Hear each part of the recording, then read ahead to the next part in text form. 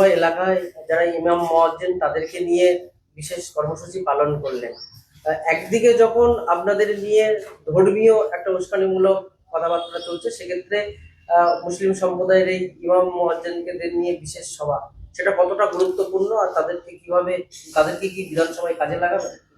দেখুন, আমাদের আজকে যে ইমাম মুয়াজ্জিন সাহেবরা আমার ক্যানিং 2 ব্লকের, তারা আজকে গর্জে উঠেছে। তার একটাই কারণ যে আজকে যারা সংখ্যালঘুদের ধ্বংসের পথে ঠেলে দিচ্ছে, সেরকম আমাদের দু একজন যাদেরকে আমরা ধর্মগুরু বলে মনে করি, সেইরকম দু একজন আজকে ধর্মের কালোবাজারি হয়ে দাঁড়িয়েছে।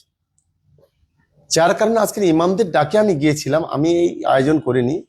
সম্পূর্ণ আমাদের ইমাম সাহেবরা, মুয়াজ্জিন সাহেবরা আজকের ইসলামকে নিয়ে যে অপব্যাখ্যা চলছে, আজকের মুসলিম সমাজকে যে বিপদে পরিচালিত করার চেষ্টা হচ্ছে, তারই বিরুদ্ধে আজ প্রায় 500 ইমাম মুয়াজ্জিন সাহেব তারা একত্রিত হয়ে আজকের এই ঘটনার, বিশেষ করে কমরেড আব্বাস প্রতিনিয়ত যেভাবে মুসলমান সমাজকে বিপদে পরিচালিত করতে চাইছে, তার বিরুদ্ধে আজকে গর্জে উঠেছে। যেমন কয়েকটি ঘটনা বলি। এরা বলছে যে এই সরকারকে যে মুসলমান সমর্থন করবে তার কোনো ইমাম থাকবে না।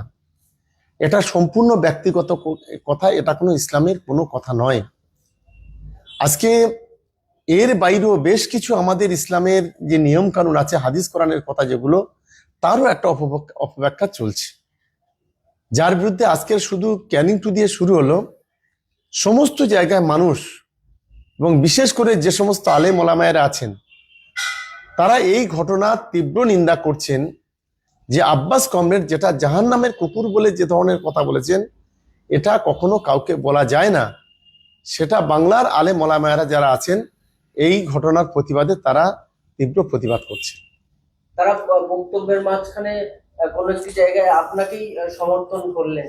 ধর্মীয় বিষয়কে বিভাজনমূলক যারা কথা বলছেন তাদের বিরুদ্ধে গিয়ে আপনার পাশে থাকবেন, আপনার পক্ষে দাঁড়ানোর কথা বলেছেন। দেখুন, বাংলার আলেম ওলামায়েরা যারা হাদিসের কথা বলে, কোরআনের কথা বলে, ইসলাম ধর্মগ্রন্থের কথা বলে, যারা নিজের কওমের কথা ভাবে, তারা কখনো সে শওকত মোল্লা কেন, অন্য মোল্লা কেন, কারোর পক্ষে কথা বলে না। তারা ইসলামের কথা বলে, তারা হাদিস কোরআনের কথা বলে। এই বিষয়টা গোটা বাংলার সমস্ত ইমাম মুয়াজ্জিনরা গর্জে উঠবে। আর বিশেষ করে যারা আমাদের মুসলিম ধর্মাবলম্বী মানুষ আছেন, যারা শিক্ষিত, যারা বুদ্ধিজীবী, তারা নিশ্চিতভাবে এই ঘটনার প্রতিবাদ করবে। 2-4 জন আছে এই ভাঙড়ে যারা গাঁজাখোর, খৈনিখোর, অশিক্ষিত, যাদের মধ্যে কোনো শিক্ষার আলো নেই, তারা এই বিষয়ে আমাদেরকে সমালোচনা করবে বা এই বিষয়ে আলেম ওলামায়েদের সমর্থন করবে। তার বাইরে কেউ করবে না, এটা আমার আত্মবিশ্বাস।